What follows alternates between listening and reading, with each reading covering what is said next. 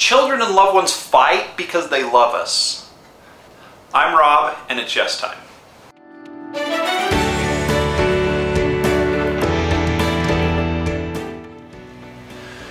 When parents come into my office and bring in their teenager or a family member to work with us through behavioral issues, addictions, one of the emotions that comes through is the exhaustion, feeling exacerbated, just worn out from the fight that occurs and the constant repetitive nature of these difficulties in relationships.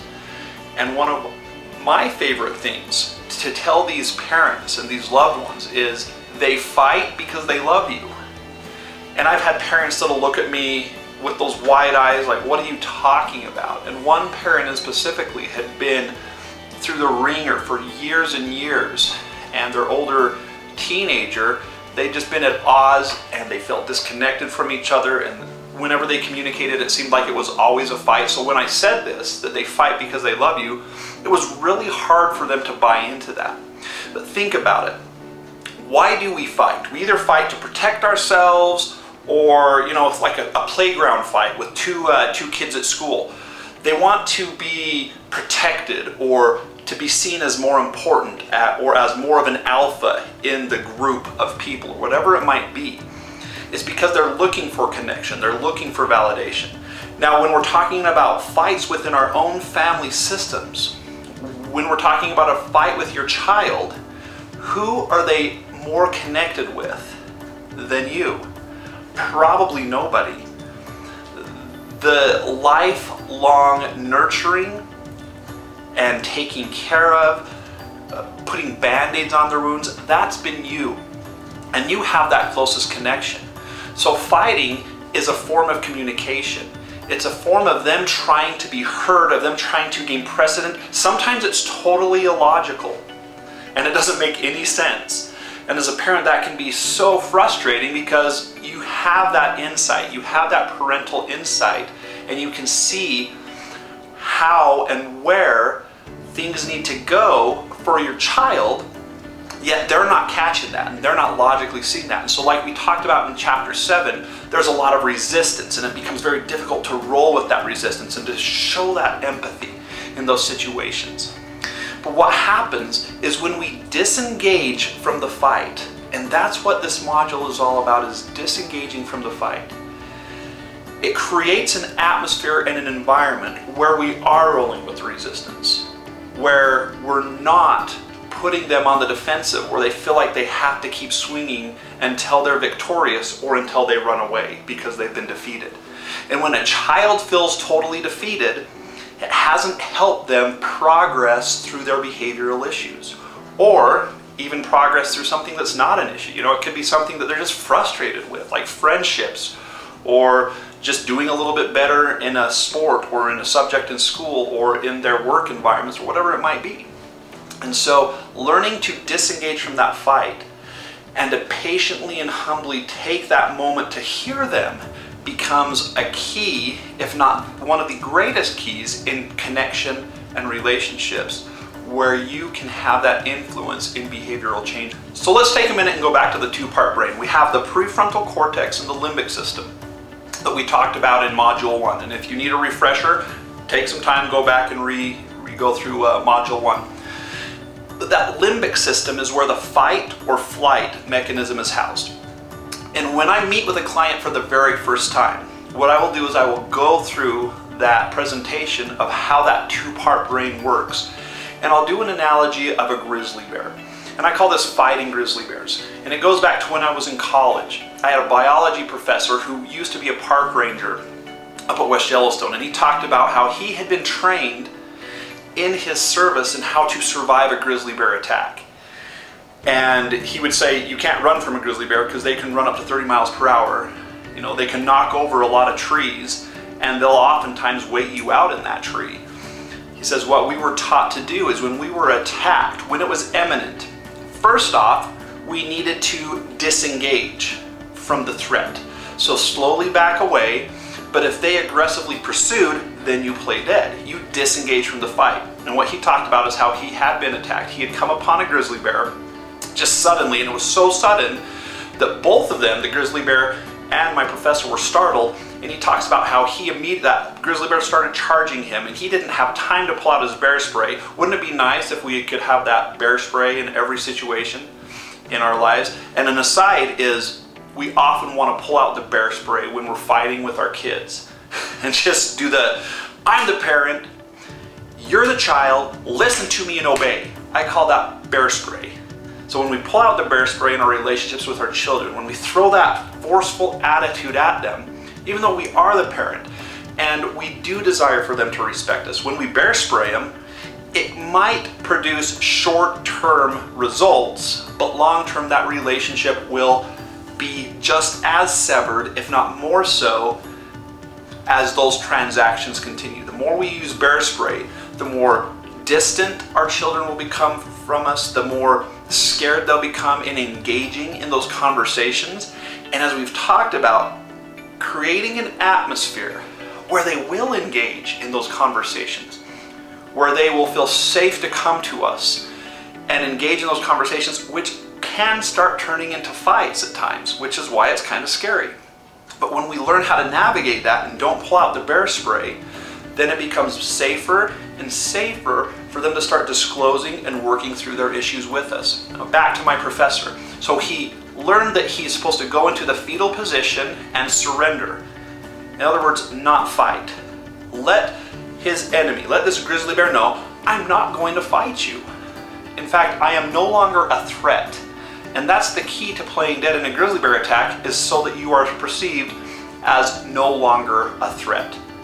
And then the grizzly bear will hopefully eventually leave. And he talked about how he was attacked this time. He goes in, he pulls his pack up over his head to protect himself, goes into the fetal position. The grizzly bear attacked for a few, took some swings, some swipes, bit at the pack, and he walked away from that without any major injuries. He was able to walk away and go and report the incident without even having to be hospitalized, because he was prepared and he had the education and understanding. And that's what this is about. That's what Module 8 is all about, is for this process to start sinking in of learning to disengage from these fights that inevitably will occur. And it's not always easy. And I have an extreme amount of empathy towards parents, myself being one, because I know how hard that is when a child starts fighting, that our initial instinct in our limbic systems and your initial instinct is to fight back. It's to be victorious. That's kind of what the limbic system is supposed to do to guarantee our survival. And so not engaging in the fight kind of goes against our instinct. And it's a learned process, just like most of the other principles that we're teaching in learning to disengage from those fights. It's not something that just happens overnight. It's a mistake that I still make. And remember back in chapter 3 when we talked about, in module 3, when we talked about observational learning and example, that it's not so much about the fights that do happen as it is about the resolution of those fights. Being able to apologize, recognize our mistakes as parents and say, hey, listen, I overreacted, my anger got the best of me, I'm sorry, can we try this again? And when we have those moments, the results of love and connection are just about as good as when we disengage from the fight in the first place. So don't be too hard on yourself as you go through this process.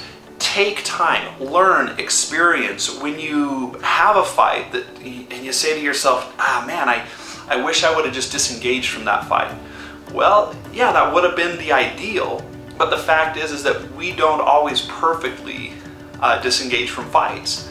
But learning to go back and create that resolution is so vital, because what's happening in the limbic system is that fight sequence in your teenagers and in your young children or your loved ones is basically saying, I need to feel safe.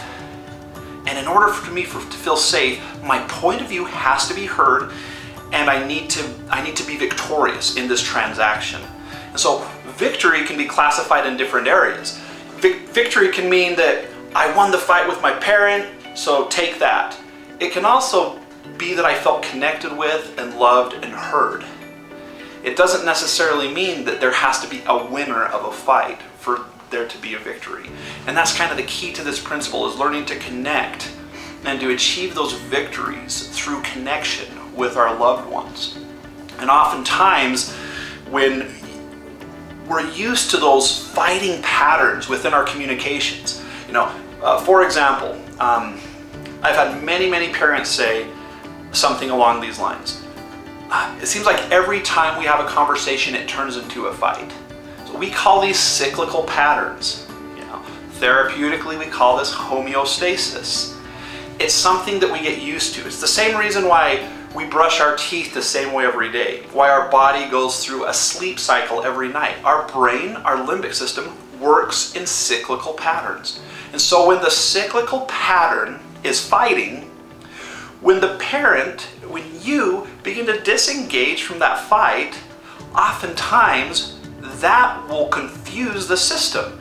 And so I will often tell parents, and I'll tell you, that if fighting is the way that communication is currently happening, as you begin to disengage from the fights, oftentimes it will get worse before it will get better, because that's the nature of cycles. That limbic part of our brain wants to go back into that old cycle. And so often when we're working with teens and their parents, and the parents start disengaging, they'll come in a week or two later and be like, I just can't win with them. It's like it's getting worse. And I say, of course it is, because you're not following the same pattern, and their limbic system wants to re-engage. And so sometimes the fighting will get a little bit worse at first, because they want to get that same reaction that they're used to, even though it's totally illogical. Even though it's illogical to think, well, I'll fight harder because I want that fight to continue, that's kind of what the brain is doing oftentimes, is it'll fight harder to try to get that same reaction, even though it's not a desired reaction. So over time, that actually will start to change. And that's why we tell parents that this is a process where you're going to make mistakes, where your teenagers are going to make mistakes. And you'll learn together through this process as you learn to disengage. Often proclaiming, hey, you know what, I'm just not going to fight you today. I do want to listen to you though. And so that's one of the next keys, is truly listening. Like in Module 7, learning to roll with resistance and empathize with them. And it can be a challenge, because often what they're saying isn't logically adding up from a parent perspective. Well, I just want to go to the party because. And inside you might be saying, well, I know there's going to be alcohol at this party, or there's going to be something harmful, and I don't want them to go. I need to put my foot down. And you're right as a parent. It is your job to help protect them and help keep them out of harm's way. Yet, engaging in the fight won't create long-term success in that relationship. So learning to disengage in the fight while listening to them, even at times in a totally illogical way, just being there with them. I think in one of the examples, in one of the other modules and videos that I showed, I talked about clients who want to stay addicted to a drug. I wish my parents would just see that this isn't that harmful to me. And inside my therapeutic head, inside the parents' heads, you know that this is harmful. Yet engaging in the fight will accomplish no long-term results. So the goal is to hear them, to let them be heard, to let them be able to honestly communicate, and then not shame them for their point of view, but to develop that discrepancy, to help them through love and connection, to help them over time see why the behaviors and negative interactions are going to be harmful. And case in point is, no matter what we do as parents, we may have no matter what you do as parents, you may have the power to temporarily cut off or bear spray their behaviors. But over time, they will become so disconnected that they won't want to communicate their behaviors. And this brings up a couple of important points in disengaging from the fight with the grizzly bear. Is number one, we often as parents And you might experience this. I know I have as a parent. I've experienced this. Well, I've made mistakes and I don't want my children to repeat those same mistakes. So it is my responsibility to protect them from repeating those same mistakes. I think that's a very noble desire for any parent to have. The strategy, however, can become extremely fight-oriented. So for example, I think in the book I write about how maybe that parent was injured in a football accident, so therefore they have prohibited any of their children to play football because they don't want them to get injured like they did in high school, because this is an actual story that happened with a parent, because they don't want them to miss out on the opportunities because of all the surgeries that had to take place due to that football injury. And what that created in this family system is a couple of teenage sons who were extremely bitter towards their father figure because he wouldn't let them play football because of what had happened to him, not what had happened to them. Now, learning to disengage from those fights and communicate in a very vulnerable and humble way can go something like this. Hey, I understand that you want to play football. The reason why it's hard for me is because when I got injured, that was devastating to me and my social life, and it scares me that something like that could happen to you. And I kind of know it's illogical as a parent, and it's not fair for me to put this on you because of what I experienced, but I love you and I care for you, and I'm here to support you, but I want you to let you know that this is kind of scary for me. And so to be able to take that kind of a yes language, to be humble and to be vulnerable with your children, and to let them see why it is that you don't want them to do certain behaviors without just throwing down the bear spray on, so to say. The second pitfall that's easy to run into is not knowing. So this often happens with addiction. So let's say that a teenager has gotten in trouble because they've been caught drinking, and come to find out that they have been regularly drinking and that this is becoming an issue for them. And they're starting to gain some addictive habits and showing the beginning signs of alcoholism. A parent who's never struggled with that, who's never been an alcoholic, who might have never had a drink before, we can't, from an addiction standpoint, totally relate with them. But I would invite you to find other areas that you struggled with. Once you understand how the limbic system works, once you understand how that addicted part of the brain functions, back to Module 1, then we can start empathizing and relating, even if it's a totally unrelated addiction. And being able to put ourselves in their shoes in that kind of way can be extremely powerful. So often what will happen is, let me talk about one of the really common things that we see in our office. So pornography addiction. So a teenager will come in, and they'll come in because they've been viewing pornography on a regular basis and they can't stop, and they keep trying to get around the rules and system, and the parents get frustrated and they bring them into therapy. And I'll often have parents say something along the lines of, I just don't get it. Why could they look at this? This isn't my child. What's wrong with them? How could they do something like this? And while that's understandable that you're experiencing those feelings and emotions, when that emotion comes across to the child, the shame they're already experiencing becomes deeper and more intensively amplified, to where they're like, well, I am a mistake. And they start identifying that with themselves. I am the mistake. I'm the problem. And in Module 9, we're going to talk a little bit more about shame and guilt. But suffice to say, learning to be with them, even if we don't understand them, and to let them know that, I don't understand what this is all about. I don't get it, but I'm here for you and I love you. Rather than saying, how could you do something so ridiculous? What's wrong with you? How could you go and drink 2 weeks after you got caught by the police? What's your problem? If we're creating this kind of a fight with them, they're already asking themselves the same question. What's wrong with me? Why did I repeat this behavior?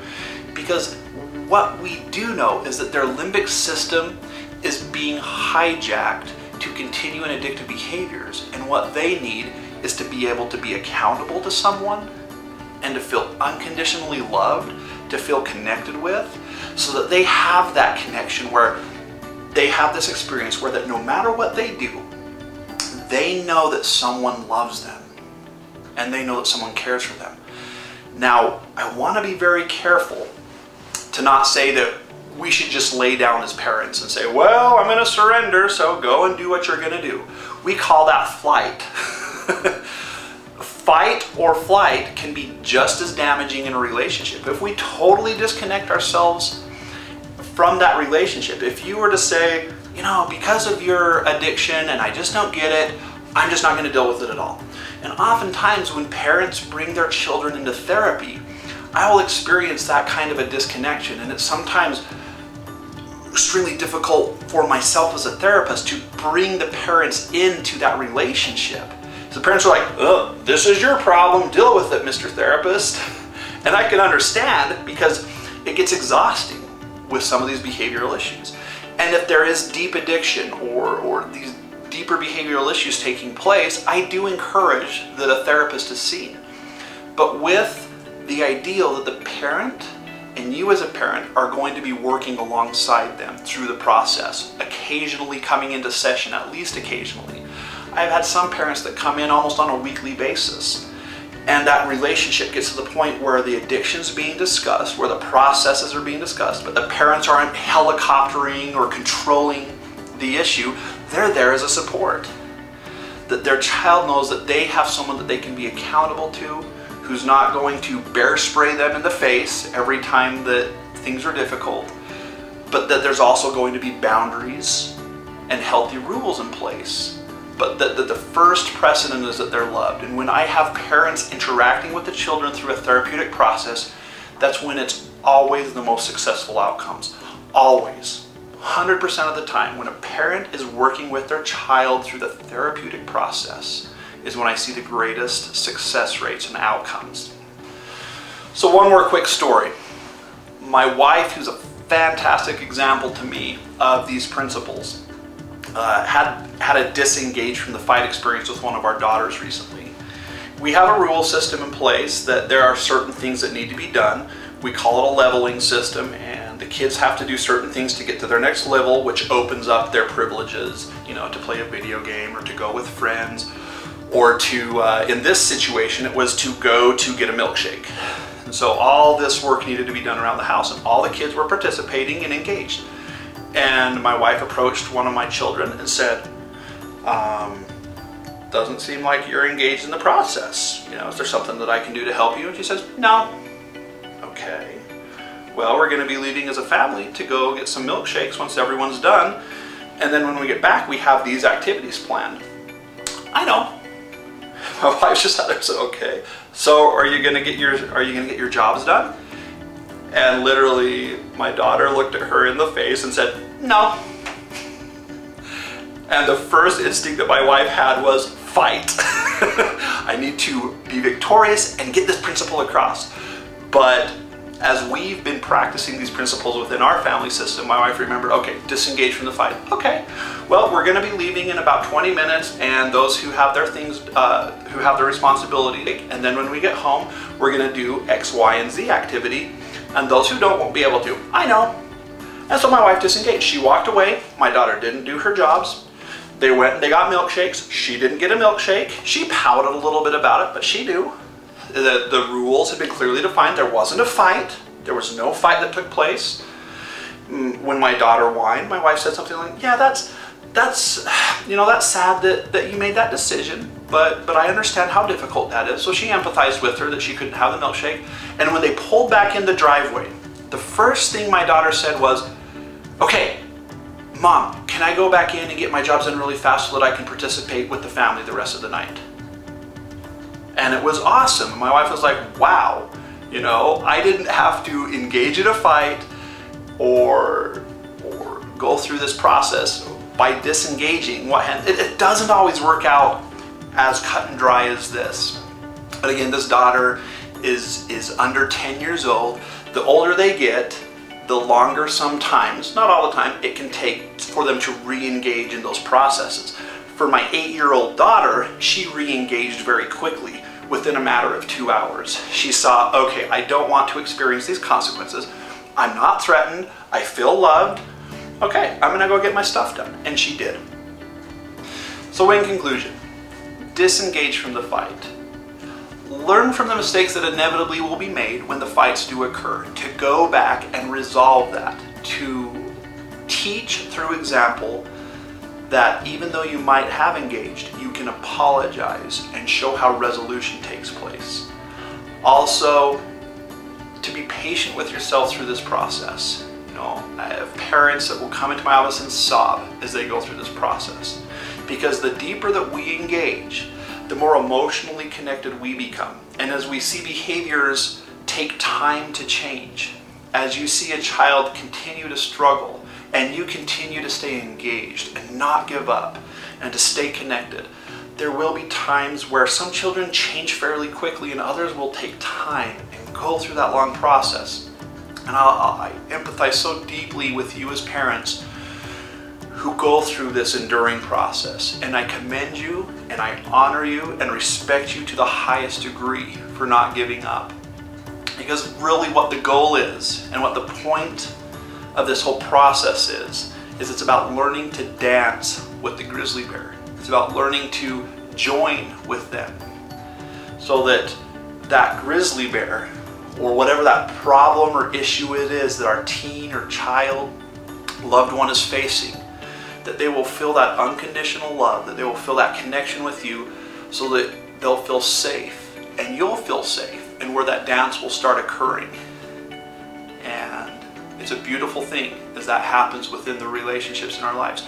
Some grizzly bears are easier to dance with than others. That's just how it is. And so in chapter 9, in module 9, what we're going to be talking about is those deep emotional sequences that drive the cycles of behavior, which are shame and guilt, and what the differences are in those emotions, and give quite a few examples of how to start managing and processing through that shame and guilt that you and your children experience and your loved ones experience. Again, thank you for being here. Okay, so now for some actions to take. Simple actions. Number 1 for self. Identify one of those emotional areas of your life where the fight occurs. It could be with some kind of an addiction, could be with food, could be with a spouse, could be with a child, but wherever that could be, within your work environment or a hobby that you're working on, but wherever you feel that fight occurring, take a moment and affirm to yourself that you're normal and human. I'm not saying fix it, take care of it, just say, oh, I have areas where I have struggles in a fight as well. So do that for yourself. Identify an area where the fight occurs. For your loved one, identify within one relationship. It could be with a specific child, your spouse, whatever it might be. Identify an area where conflict is occurring. And next time that conflict arises, remember the statement, disengage from the fight. Just say that in your head, disengage from the fight. Disengage from the fight. That's what my wife did with my daughter the other day, and it worked beautifully. She just said to herself, okay, I'm going to disengage from the fight before it even happens. Please share your experiences and your findings, ask your questions on our website at www.itsyestime.com. And for a reward, go find someone, could be a family member, could be a colleague, who has been trying to accomplish something. It might be a daughter that wants that pair of earrings. It might be a husband that wants that fishing pole. It could be just writing a note to someone, but find someone that you can do something for that's meaningful to them, that might lift up their day or make them happier. It doesn't have to be material. It could be just, like I said, a kind note of appreciation to somebody. Take some time, because what that will do is that's one way that we disengage, not only from fights, but engage in more meaningful relationships, is by taking them to do those small things for someone else. Thanks again. We'll see you next time.